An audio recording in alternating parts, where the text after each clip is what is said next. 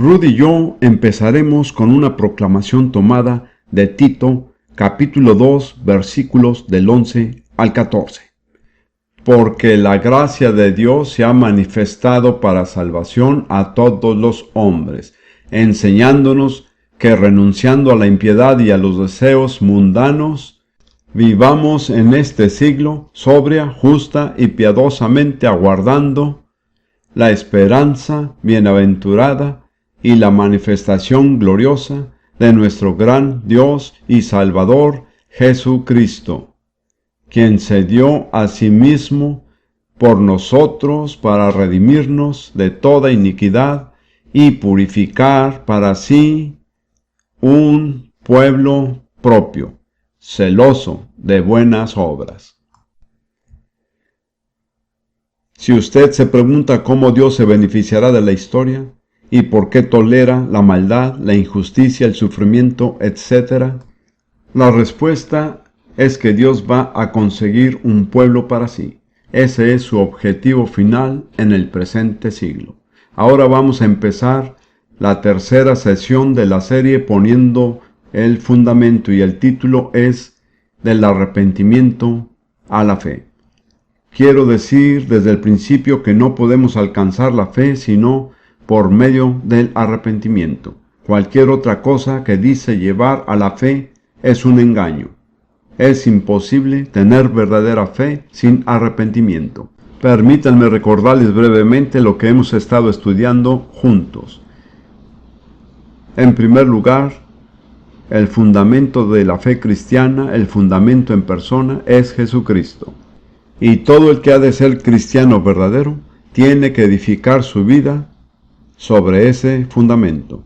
Les planteé que la conversación entre Jesús y Pedro, cuando Pedro declaró, tú eres el Cristo, el Mesías, el Hijo del Dios viviente, es un modelo de lo que necesita pasar en cada una de nuestras vidas, de una manera personal. Dije que esa conversación tenía 4 partes. Primeramente, un encuentro. Jesús y Pedro se encontraron cara a cara. No había entre ellos ningún mediador, ningún sacerdote, ningún tercero. En segundo lugar, hubo una revelación dada por el Espíritu de Dios en cuanto a la identidad eterna de Jesús, no como el hijo del carpintero, sino como el Hijo del Dios viviente. En tercer lugar, Pedro recibió y reconoció esa revelación. No la rechazó, sino que la abrazó. Y en cuarto lugar, hizo una confesión pública de su fe.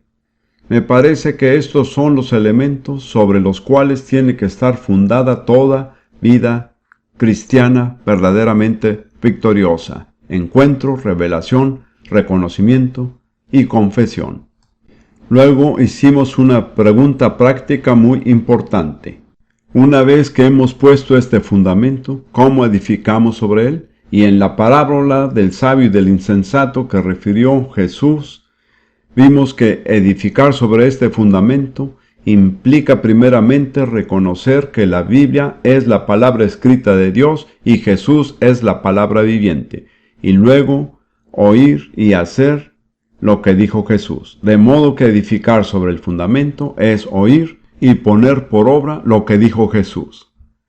Luego hablamos de la autoridad y el poder de la palabra de Dios. Señalé que la palabra autoridad viene de la palabra autor. Así que la autoridad de cualquier libro depende del autor. La autoridad de la Biblia depende del autor y el autor es el Espíritu Santo, el Espíritu de Dios, Dios mismo. De modo que la autoridad de Dios respalda la Biblia. Luego señalé que la palabra se manifiesta de 2 maneras. Está la palabra escrita y la palabra en persona. Jesús, la palabra de Dios hecha carne, y dije que esto tenía que ver con la relación que tiene cada uno de nosotros con la Biblia. Dije, y voy a volver a decir, que no amamos a Dios más de lo que amamos su palabra. No obedecemos a Dios más de lo que le obedecemos su palabra. Si quiere saber el lugar que ocupa Dios en su vida, averigüe el lugar que ocupa la Biblia, porque las 2 cosas van juntas. La Biblia es la palabra escrita y Jesús es la palabra en persona. la palabra en persona, entra en nuestra vida a través de la palabra escrita. Bien, hoy quiero presentar y hablar del fundamento doctrinal. Hemos dicho que el fundamento es la persona de Jesucristo, pero el Nuevo Testamento también revela que hay un fundamento doctrinal. Esta es una revelación que millones de cristianos no han percibido, pero lo dice muy claramente en Hebreos capítulo 6, versículos 1 a 3. Busquemos estas escrituras, Hebreos 6, 1 al 3. Y dice: por tanto, dejando ya los rudimentos, es decir, las verdades básicas de la doctrina de Cristo, vamos adelante a la perfección, o a la madurez, o a la plenitud, no echando otra vez el fundamento del arrepentimiento de obras muertas, de la fe en Dios, de la doctrina de bautismos, de la imposición de manos, de la resurrección de los muertos y del juicio eterno. Y eso haremos, si Dios en verdad lo permite. Ahí hay dos ideas relacionadas que hay que combinar. Primeramente, es indispensable poner el fundamento. Si no se ha puesto el fundamento, no se podrá construir el edificio. Pero una vez que se haya puesto el fundamento, no se debe seguir poniendo el fundamento. Se debe completar el edificio. Esos son los dos conceptos relacionados. Pero verán que en Hebreos 6, versículo 1, dice el fundamento. Se trata del fundamento doctrinal de la fe cristiana. Y se mencionan 6 doctrinas que voy a volver a nombrar. Número 1. Arrepentimiento de obras muertas. Número 2. Fe en Dios. Número 3. La doctrina de bautismos en plural. Número 4. La imposición de manos. Número 5. La resurrección de los muertos. Y número 6. El juicio eterno. Al examinar estas doctrinas, veremos que nos llevan desde el comienzo de la vida cristiana hasta su cumplimiento final en la eternidad. Es muy importante entender que la fe cristiana no termina en la dimensión del tiempo, no termina en esta vida o en este mundo. Nos lleva más allá de este mundo, más allá del tiempo, hasta llegar a la eternidad. Me temo que muchísimos cristianos hoy casi no tienen ninguna visión de la eternidad. Piensan y actúan como si todo lo que tiene importancia va a pasar en la dimensión del tiempo. Pero Pablo dice que si hemos esperado en Cristo para esta vida solamente, somos los más miserables de todos los hombres y los más dignos de lástima. Si usted no tiene una visión que lo lleve más allá del tiempo hasta la llegada a la eternidad, su condición da lástima. Y sufrirá muchas decepciones. Porque la culminación de todo no se producirá en la dimensión del tiempo, sino en la eternidad. Así que estas 6 doctrinas nos llevan desde el punto de partida, que es el arrepentimiento, hasta la resurrección y el juicio. Ahora quiero empezar a hablar de la primera doctrina de base, que es el arrepentimiento de obras muertas. Pero antes que nada quiero hablar algo extraordinario. En el versículo 3 de Hebreos 6, el autor dice: esto haremos si Dios en verdad lo permite. Avanzaremos hasta alcanzar la madurez y la perfección si Dios lo permite. Pudiéramos preguntar, ¿por qué no lo permitiría Dios?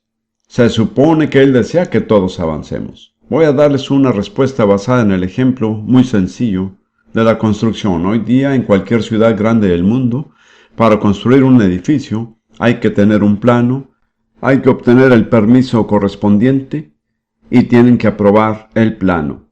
Luego vendrán a inspeccionar cada etapa de la construcción del edificio a medida que se construye.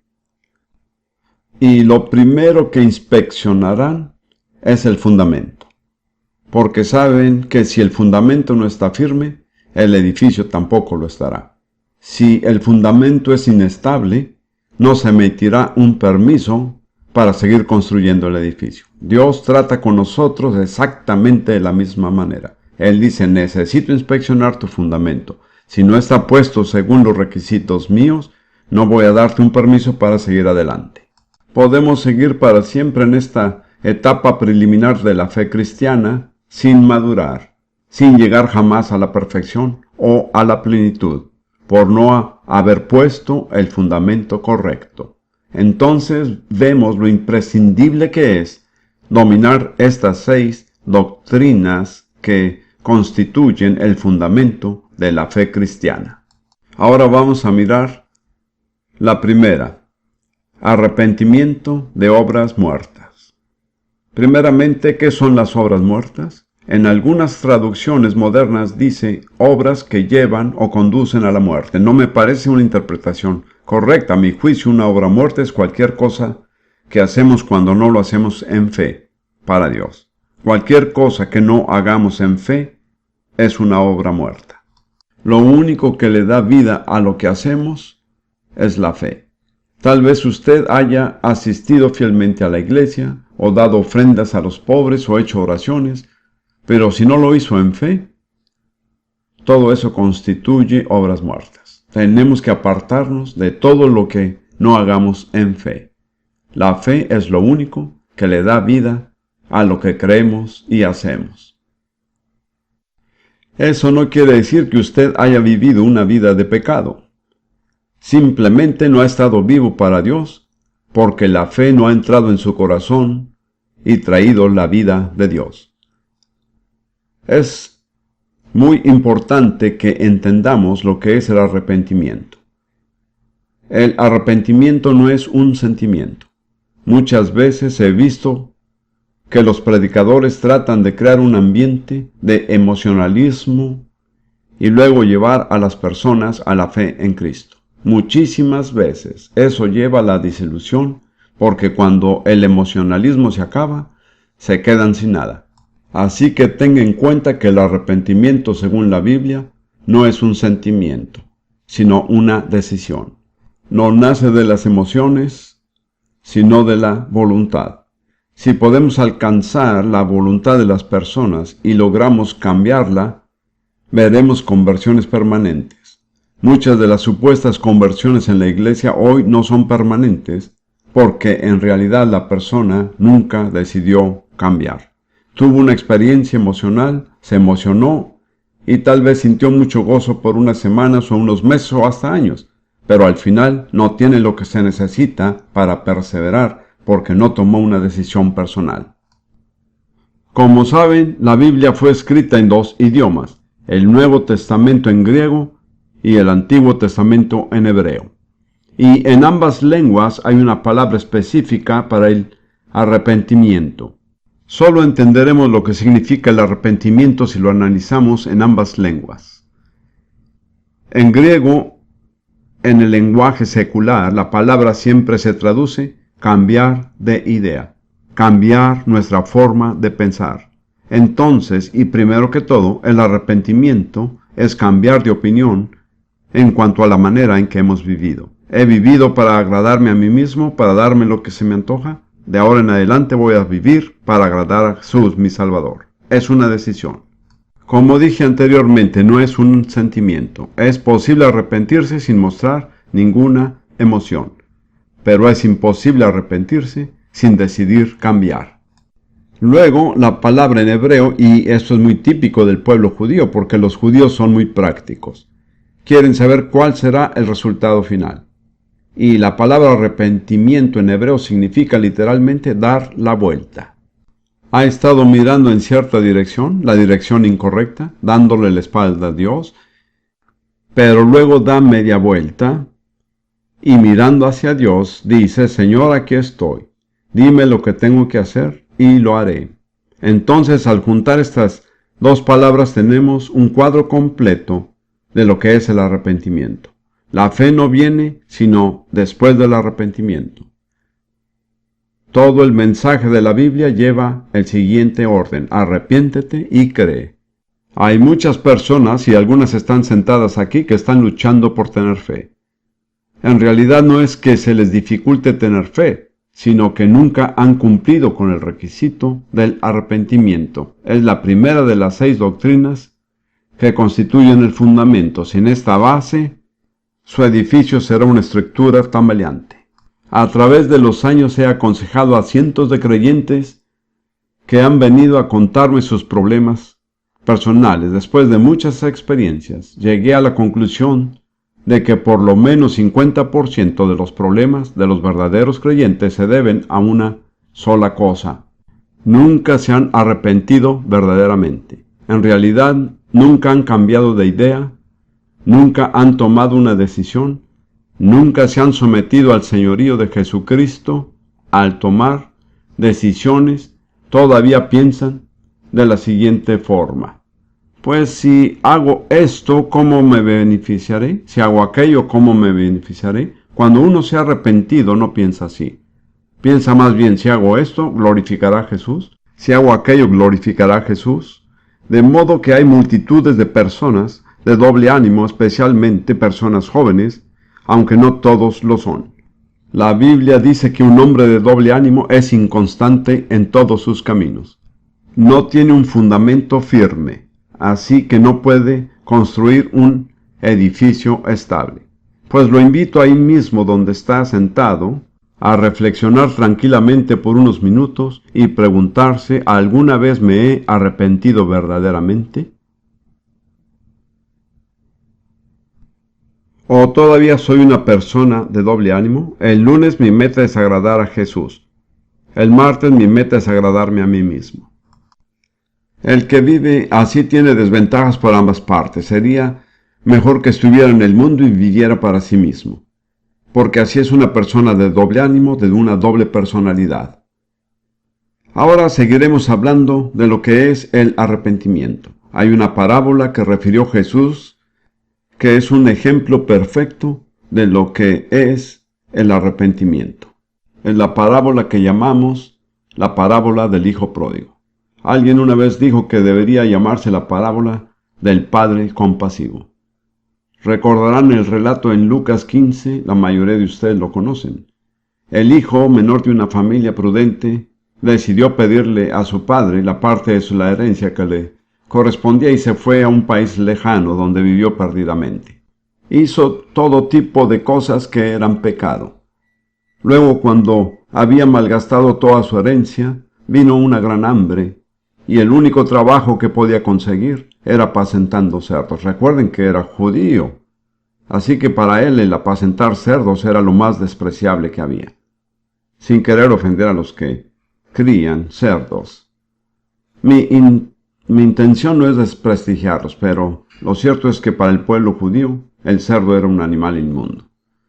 Entonces ahí está, harapiento, apacentando cerdos, hambriento y deseando llenar su vientre de las algarrobas que comen los cerdos. Entonces pasa lo siguiente. Versículo 17 de Lucas 15. Y volviendo en sí dijo: ahí es donde tenemos que llegar. Hay que volver en sí. Hay que llegar a lo que llamo el momento de la verdad. Tenemos que vernos como somos en realidad. Tenemos que vernos como Dios nos ve. Y volviendo en sí.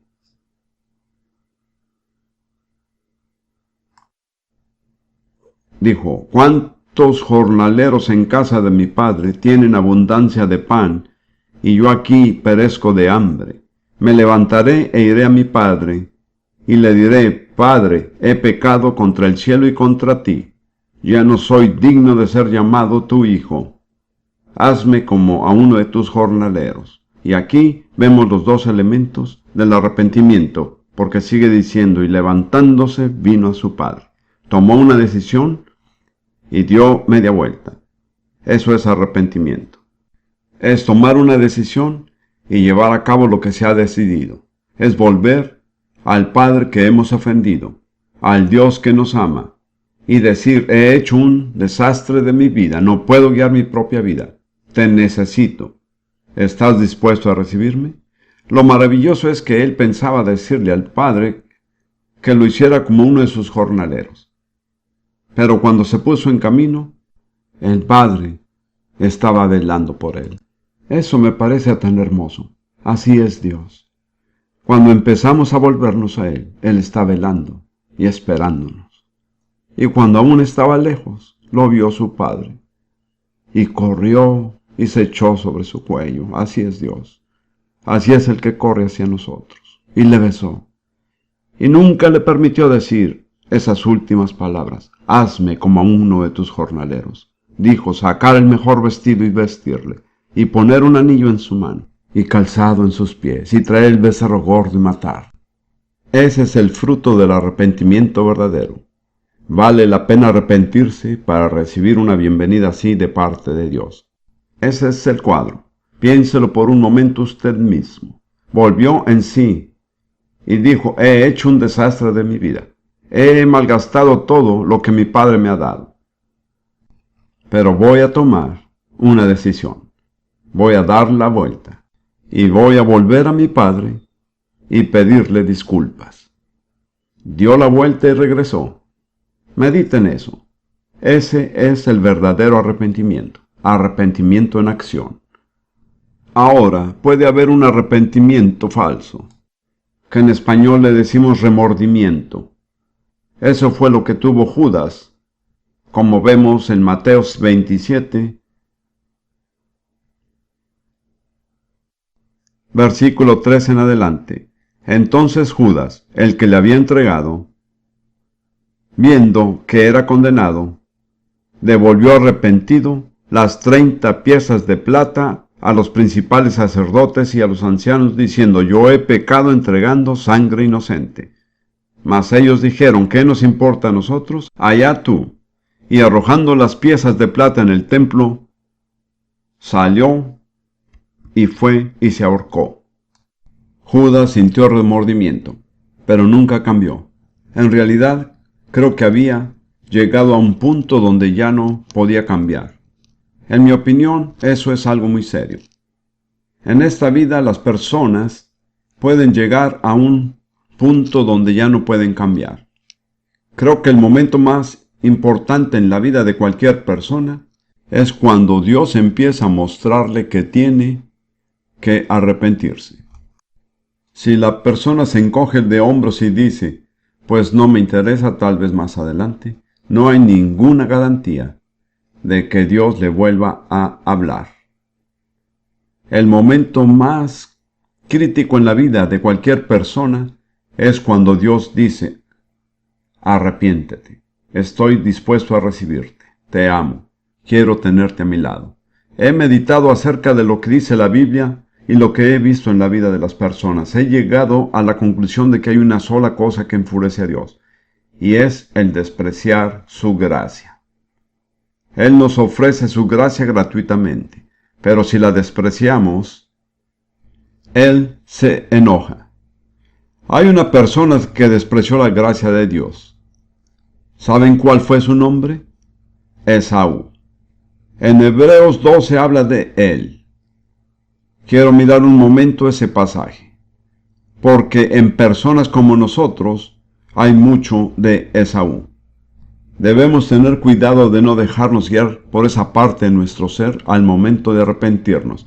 Eso es lo que dice en Hebreos 12, empezando en el versículo 14. Seguid la paz con todos y la santidad, sin la cual nadie verá al Señor. Fíjense en eso, sin santidad nadie verá al Señor. Mirad bien, no sea que alguno deje de alcanzar la gracia de Dios, que brotando alguna raíz de amargura os estorbe, y por ella muchos sean contaminados. No sea que haya algún fornicario o profano como Esaú, que por una sola comida vendió su primogenitura. Ahora, la Biblia no dice nunca que Esaú haya fornicado, pero a los ojos de Dios, su actitud fue tan odiosa como si lo hubiera hecho.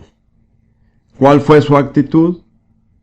Por un simple plato de sopa.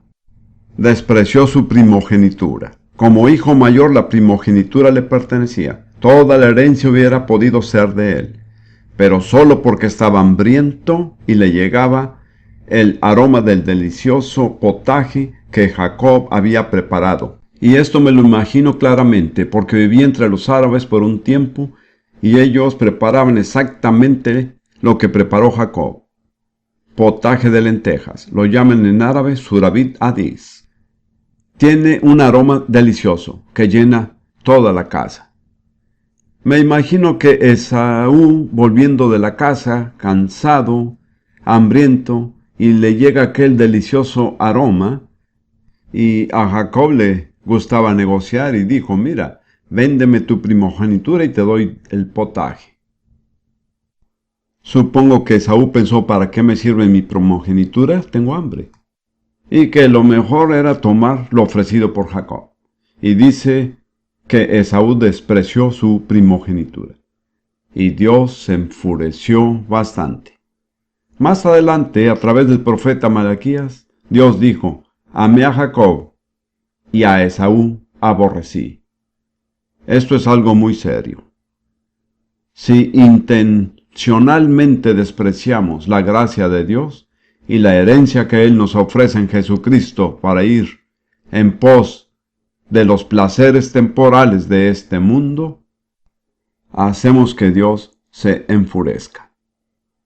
Y luego dice, para seguir con el relato, porque ya sabéis que aún después, deseando heredar la bendición, fue desechado por Dios.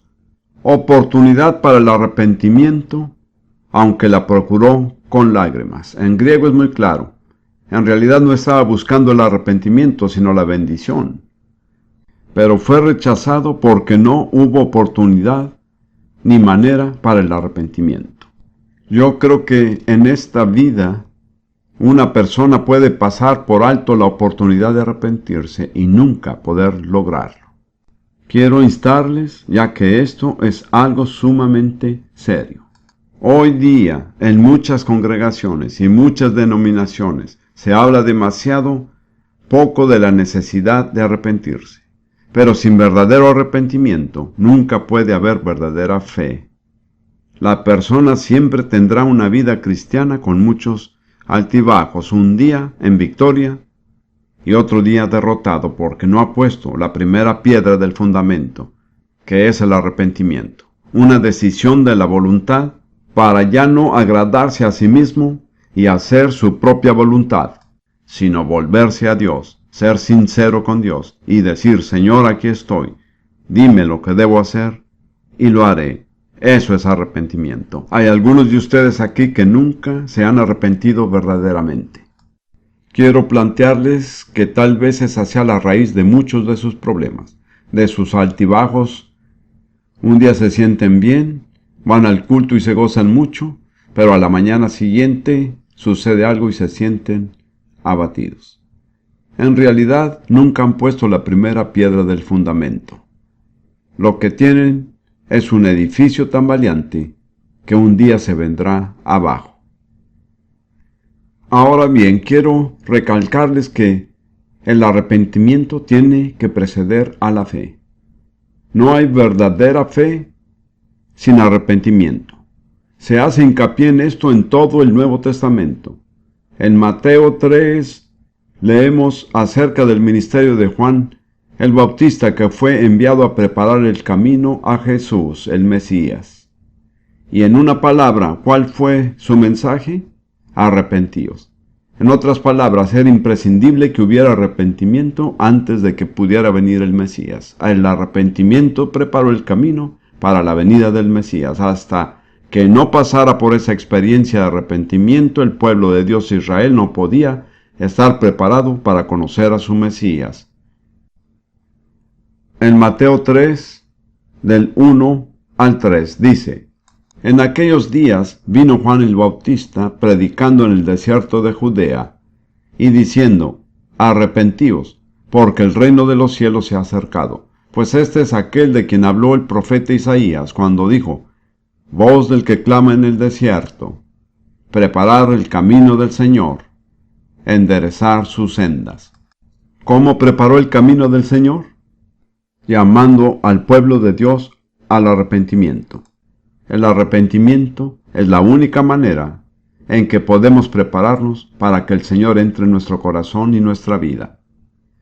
Luego, cuando Juan había terminado lo que tenía que hacer, Jesús mismo, cumpliendo así la palabra profética de Juan, vino a continuar el ministerio del Evangelio.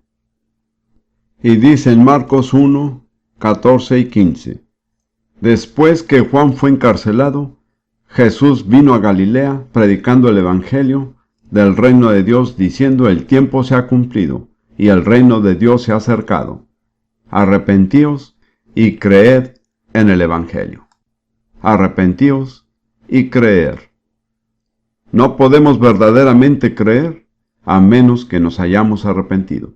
El primer mandato que salió de la boca de Jesús no fue creed, sino arrepentíos. Yo estuve en una conferencia, recuerdo que fue en el sudeste de Asia, donde cierto predicador había predicado un mensaje sobre sanidad.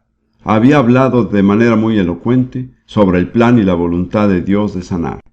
Y citó algunas promesas de sanidad, pero no había dicho ni una palabra acerca del arrepentimiento.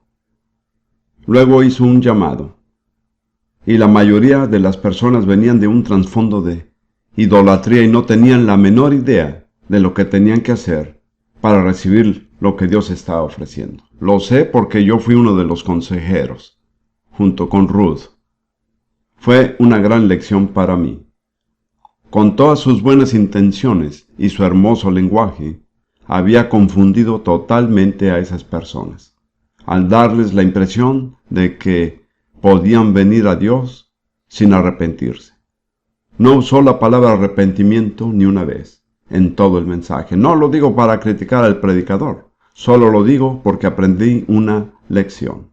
Y lamentablemente hay muchísimas personas en muchas iglesias cristianas y cultos cristianos que están confundidas porque lo único que se les dice es lo que Dios hará por ellas y nunca se les dice lo que Dios exige de ellos. Lo primero que Él exige es arrepentimiento, cambiar de parecer, dar media vuelta y dar un giro total y sincero hacia Dios y decirle: Señor, dime lo que tengo que hacer y lo haré. Eso es arrepentimiento. Ahora, si miramos el final del ministerio de Jesús, su mensaje nunca cambió. En Lucas 24, después de su resurrección, Jesús les dio instrucciones a sus discípulos. En Lucas 24, versículos 46-47. Recuerden que esto fue después de la resurrección, poco antes de que Jesús partiera, y les dijo: así está escrito, y así fue necesario que el Cristo, el Mesías, padeciese, y resucitase de los muertos al tercer día, y que se predicase en su nombre el arrepentimiento y el perdón de pecados en todas las naciones, comenzando desde Jerusalén. Fíjense en el mensaje: arrepentimiento y luego la remisión o perdón de pecados. Pero no había perdón sin arrepentimiento, y ese era el mensaje que había de ser predicado primero en Jerusalén y luego en todas las naciones. Arrepentimiento y luego el perdón en su nombre. Luego, cuando la iglesia nació a los ojos de todos el día de Pentecostés, con el gran derramamiento del Espíritu Santo, y una multitud de judíos se reunieron y quisieron saber lo que estaba pasando, Pedro se puso de pie y predicó ese famoso mensaje en el 2 capítulo de Hechos, y al final ellos fueron convencidos de pecado y le preguntaron a Pedro qué debían de hacer. Esta era la primera vez que pecadores le preguntaban a la iglesia qué debían de hacer. Permítanme leerlo. Hechos 2, versículo 37. Al oír esto, el mensaje de Pedro, se compungieron de corazón y dijeron a Pedro y a los otros apóstoles: varones hermanos, ¿qué haremos?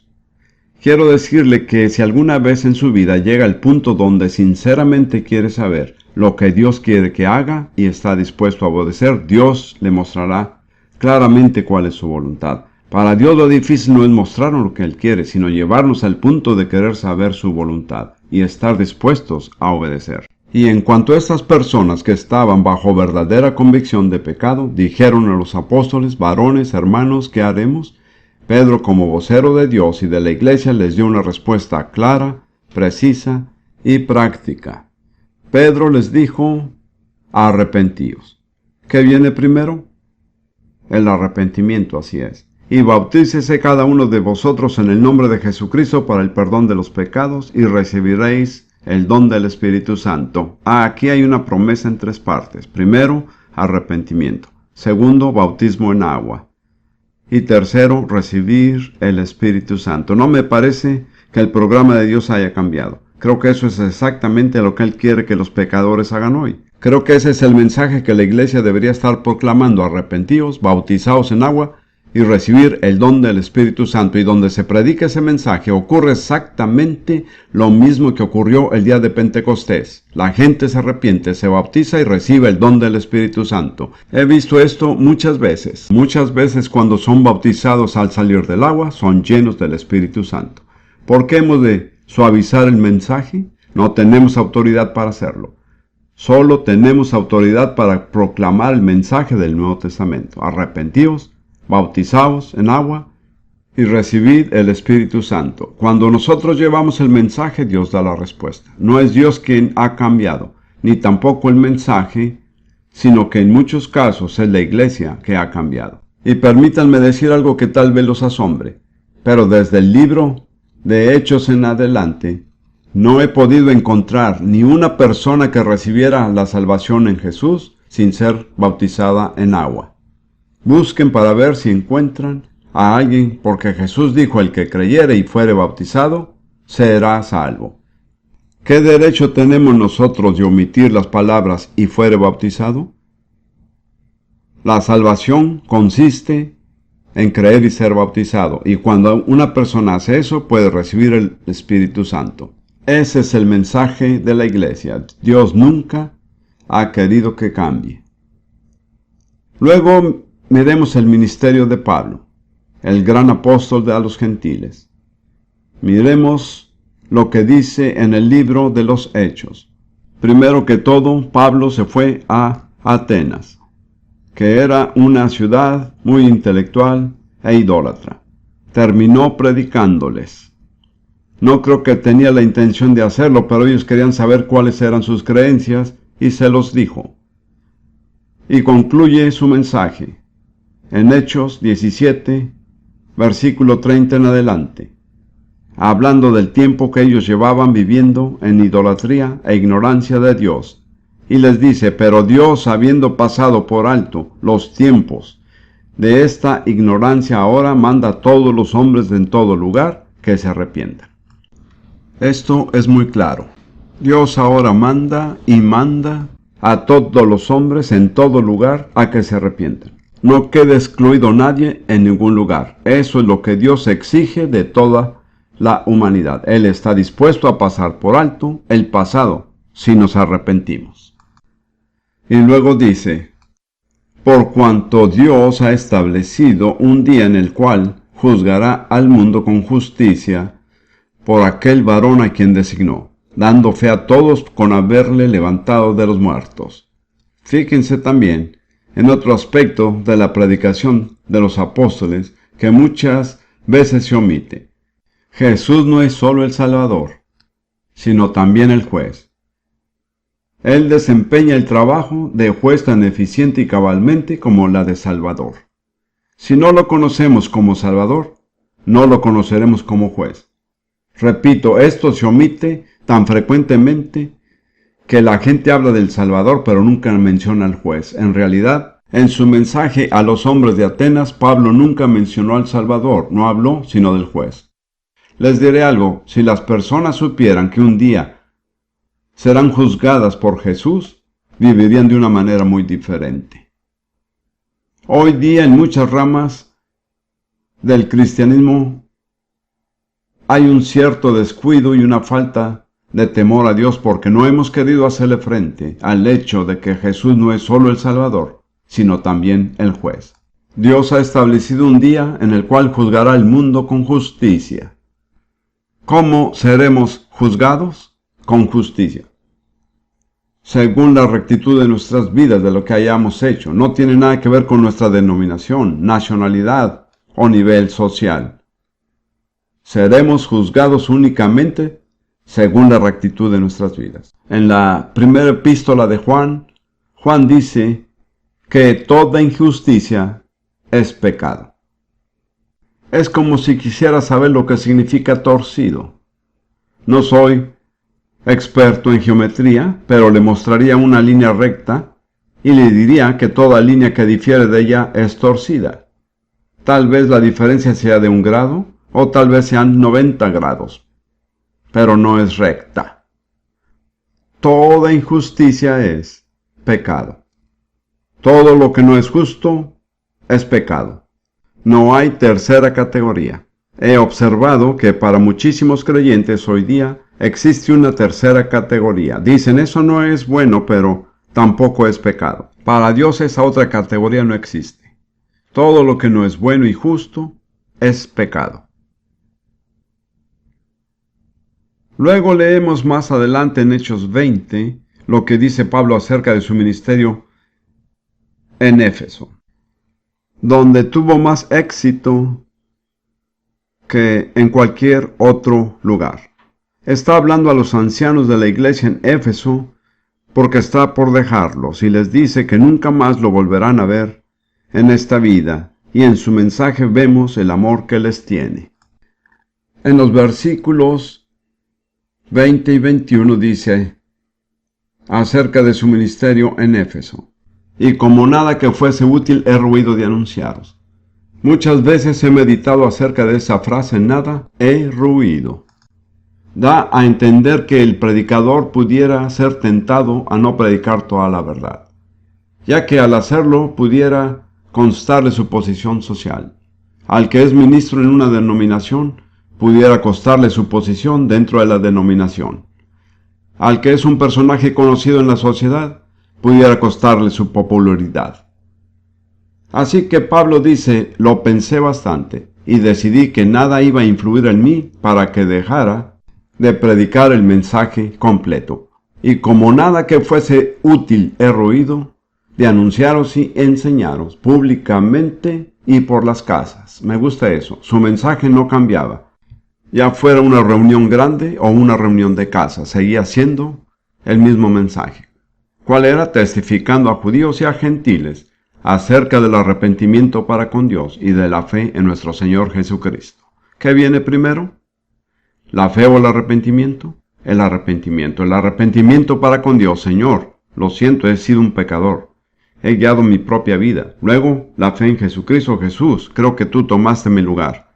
Moriste por mí en la cruz. Tomaste mis pecados. Pero no se puede tener verdadera fe en Jesús sin primero tener verdadero arrepentimiento hacia Dios. El mensaje es el mismo en todo el Nuevo Testamento. Creo que la iglesia tiene que arrepentirse porque muchas veces hemos suavizado el mensaje y engañado a la gente, dándoles una falsa impresión de lo que es la verdadera conversión. No se puede llegar a ser un verdadero cristiano sin arrepentimiento.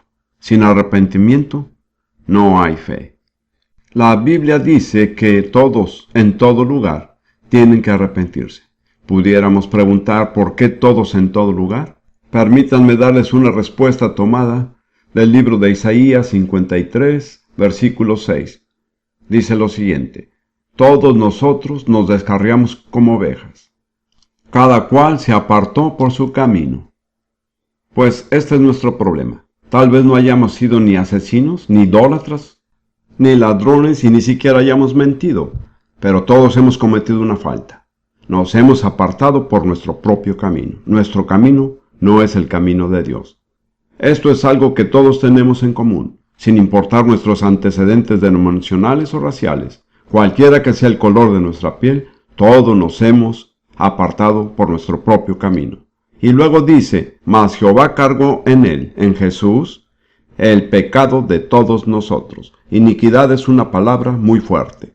El apartarse por su propio camino, ¿qué es? Es iniquidad, es rebelión. Es darle prioridad a mis deseos y no a Dios. Y por eso es que Dios exige que todos en todo lugar se arrepientan.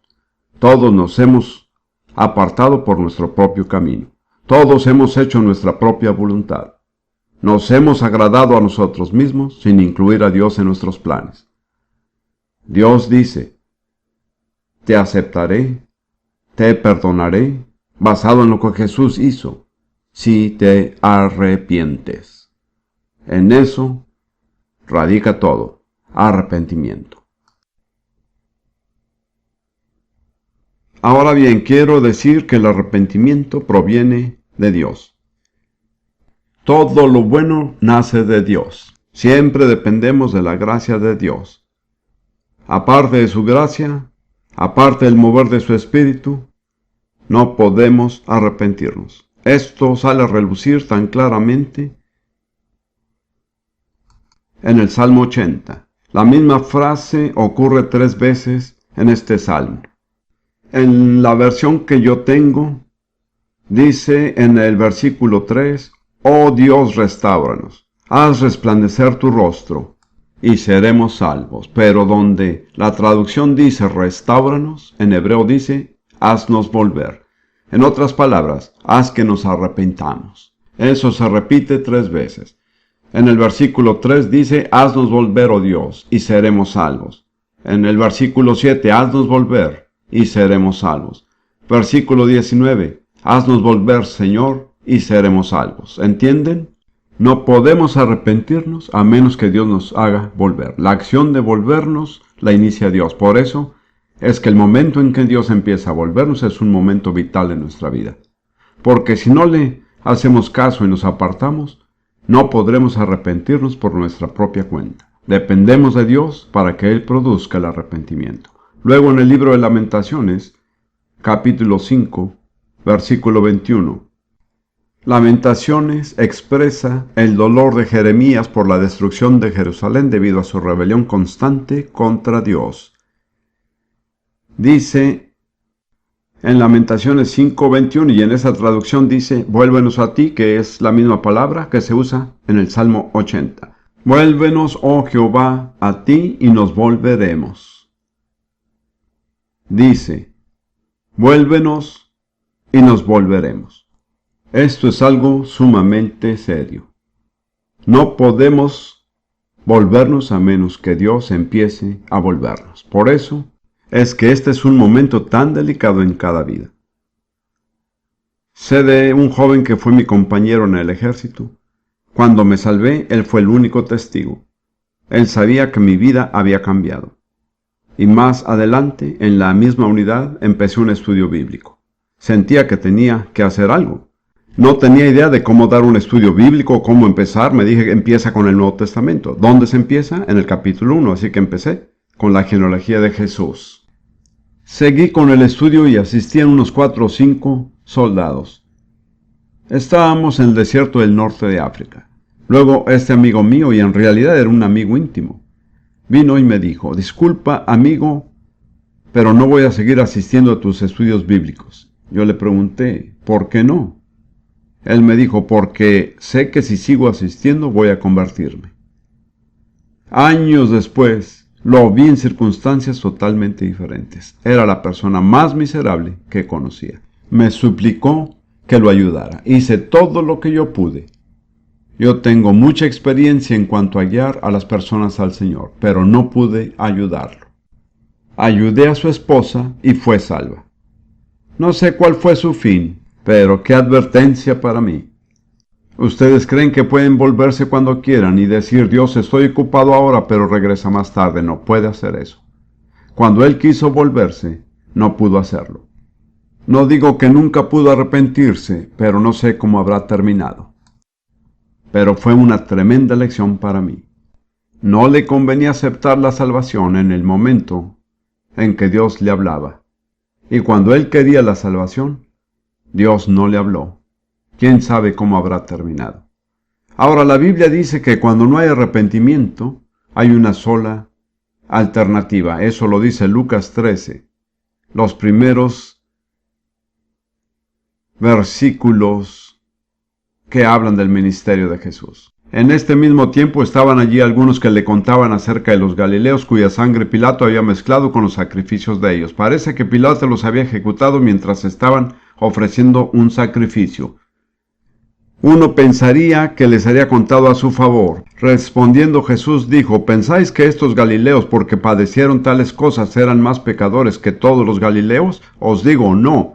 Antes, si no os arrepentís, todos pereceréis igualmente. O aquellos 18 sobre los cuales cayó la torre en Siloé y los mató, ¿pensáis que eran más culpables que todos los hombres que habitan en Jerusalén? Os digo, no. Antes, si no os arrepentís, todos pereceréis igualmente. Solo hay dos alternativas, arrepentirse o perecer. Esas fueron las palabras de Jesús mismo. Dijimos que el arrepentimiento es lo que nos lleva a la fe. Empecemos a hablar un poco acerca de lo que es la fe. Y seguiremos con este tema en la próxima sesión. En Romanos 10:17 que les leí anteriormente, dice que la fe es por el oír y el oír por la palabra de Dios. Ese es un principio muy importante. La fe usada en la Biblia siempre significa fe en la palabra de Dios. Solo puede venir de una fuente, la palabra de Dios. Se concentra en una sola cosa, la palabra de Dios. Porque en español podemos decir que tenemos mucha fe en nuestro doctor, en un partido político, en cierta medicina o cierta dieta. Eso es válido. No es incorrecto usar así la palabra, pero no es el significado bíblico de la palabra fe. En la Biblia la fe siempre se basa en la palabra de Dios. Cualquier cosa que no esté basada en la palabra de Dios no es fe bíblica. Luego, en Hebreos 11 está una definición de la fe. Creo que es la única palabra que la Biblia define. No se me ocurre otra palabra que la Biblia defina con exactitud. Hebreos 11:1 dice, es pues la fe la certeza de lo que se espera, la convicción de lo que no se ve. Así que la fe y la esperanza están relacionadas. Me he dado cuenta que muchas personas piensan tener fe, pero solo tienen esperanza. La fe es para ahora mismo, la esperanza es para el futuro. La fe es una certeza. Es algo tan real que la Biblia dice que es una certeza, está en nuestro corazón. En base a la fe podemos tener una esperanza legítima para el futuro. Pero cualquier esperanza no basada sobre una fe verdadera no es sino ilusiones. Pero recuerden que la fe es una certeza en nuestro corazón. Está en nuestro corazón ahora mismo. Romanos 10:9 dice que si confesares con tu boca que Jesús es el Señor y creyeres en tu corazón que Dios le levantó de los muertos, serás salvo. Fíjense que la fe bíblica no está en la mente, sino en el corazón. Y luego Pablo sigue diciendo, porque con el corazón se cree para justicia. En el Nuevo Testamento, la fe implica movimiento. No es algo inactivo. Tener fe no es tener una posición intelectual. Es ser guiados en el corazón a algo nuevo. Tener fe es un verbo que implica acción. Por fe creemos para salvación. Podemos tener fe intelectual y nunca ser cambiados. Podemos abrazar con el intelecto todas las doctrinas de la Biblia y no cambiar en absoluto. Pero cuando tenemos fe en el corazón, nos lleva a la salvación. La fe es para el presente, la esperanza para el futuro. La fe se encuentra en el corazón, la esperanza está en la mente. En 1 Tesalonicenses 5:8 Pablo habla acerca de ambas cosas y pinta un cuadro muy interesante. 1 Tesalonicenses 5 versículo 8. Pablo dice, pero nosotros que somos del día seamos sobrios, habiéndonos vestido con la coraza de fe y de amor y con la esperanza de salvación como yelmo. Como ven, hay dos partes de la armadura. La fe es la coraza. ¿Qué es lo que protege la coraza? El corazón, así es. Pero la esperanza es un yelmo. ¿Qué es lo que protege al yelmo? Así es, la cabeza. La fe se encuentra en el corazón y la esperanza en la mente. Ahora, la esperanza es muy importante porque todo cristiano verdadero debería ser optimista. Si somos pesimistas, en realidad estamos negando la fe. Mi definición de la esperanza es la siguiente. Una expectativa firme de algo bueno por venir, basada en la palabra de Dios. Y cada uno de nosotros que es un verdadero creyente tiene una expectativa firme de algo bueno por venir, porque pase lo que pase en la vida, vamos a estar con Jesús para siempre. El que tiene esta esperanza podrá deprimirse o desanimarse, pero nunca podrá darse por vencido, porque tiene una esperanza basada en la fe. Regresemos ahora a Hebreos 11 y hablemos un poco más acerca de la fe. Es grandioso el capítulo 11 de Hebreos. Es el gran capítulo de la fe.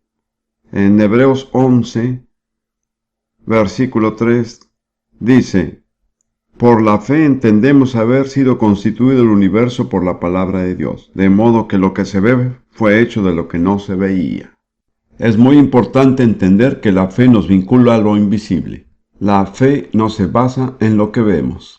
La fe nos lleva más allá del ámbito de los sentidos hasta llegar al ámbito de lo invisible.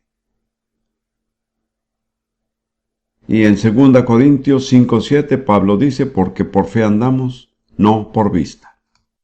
Fíjense que estas son las dos alternativas. Cuando vemos, no tenemos que creer. Solo tenemos que...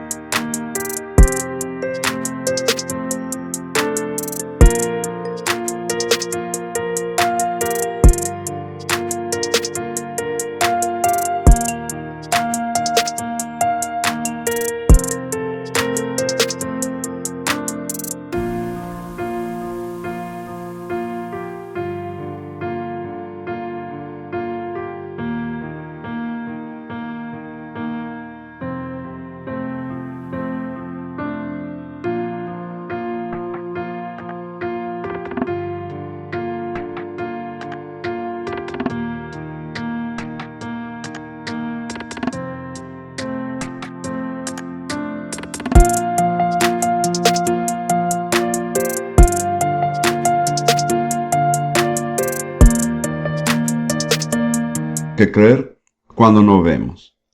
Así que Pablo dice que andamos por fe, no andamos por lo que no vemos, sino por lo que creemos. Estando a la entrada de la tumba de Lázaro, Jesús le dijo a Marta: ¿no te he dicho que si crees, verás la gloria de Dios? La verás. Entonces, ¿cuál viene primero? ¿Ver o creer? Creer, así es. Hay tantas personas que dicen: bueno, cuando vea creeré. No funciona así, porque cuando se ve no se tiene que creer. Hay que creer cuando no se ve. Andamos por fe y no por vista. He conocido a tantas personas que dicen: ay, si solo pudiera ver, creería, pero no funciona así. Si uno viera, no tendría que creer. Hay que creer cuando no se ve. Andamos por fe, no por vista. Luego quiero decir que en los idiomas originales, tanto en griego como en hebreo, tener fe no es principalmente una cuestión doctrinal, sino una cuestión de carácter. Como evangélicos tenemos un concepto erróneo en cuanto a esto. Tendemos a decir que la fe es abrazar intelectualmente ciertas doctrinas.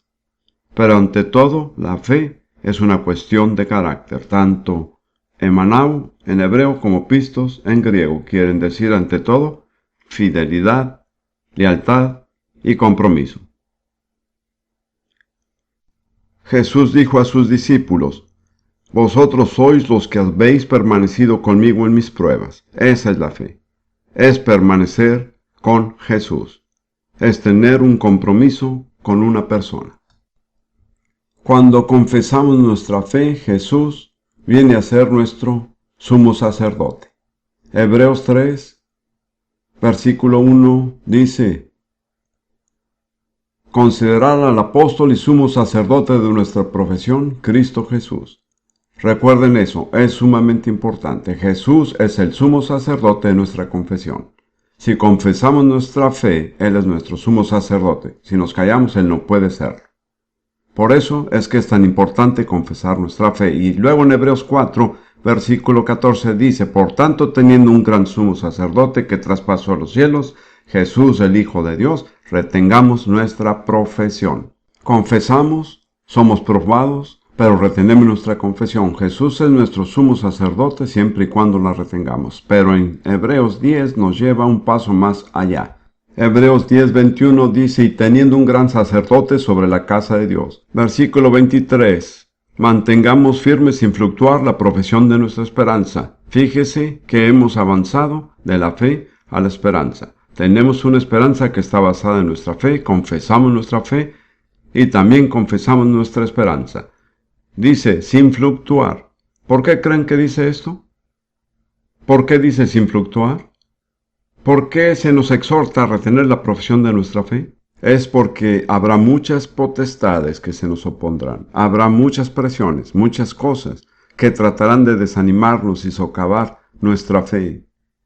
Es una batalla de perseverancia y una batalla de paciencia. Para terminar, es mi deber decirles que la fe será probada. La fe que no ha sido probada no tiene ningún valor a los ojos de Dios. Jesús le dijo a la iglesia de Éfeso, por tanto yo te aconsejo que de mí compres oro refinado en fuego. Aquí se refiere a la fe que ha sido probada. En la antigüedad, el oro que no había sido refinado por el fuego no tenía ningún valor. La fe que no ha sido probada no tiene ningún valor a los ojos de Dios. Para cerrar, quisiera leerle Santiago 1:2-4. Hermanos míos, tened por sumo gozo cuando os halléis en diversas pruebas, sabiendo que la prueba de vuestra fe produce paciencia. Mas tenga la paciencia su obra completa, para que seas perfectos y cabales, sin que os falte cosa alguno. ¿Quiere ser perfecto y cabal?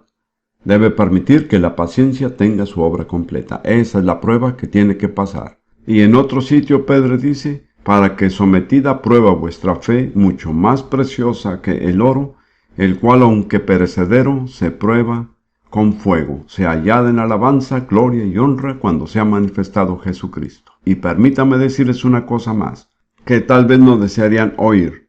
Hay una sola manera de ser paciente y perseverante. ¿Saben cuál es? Perseverando y teniendo paciencia. Que Dios los bendiga.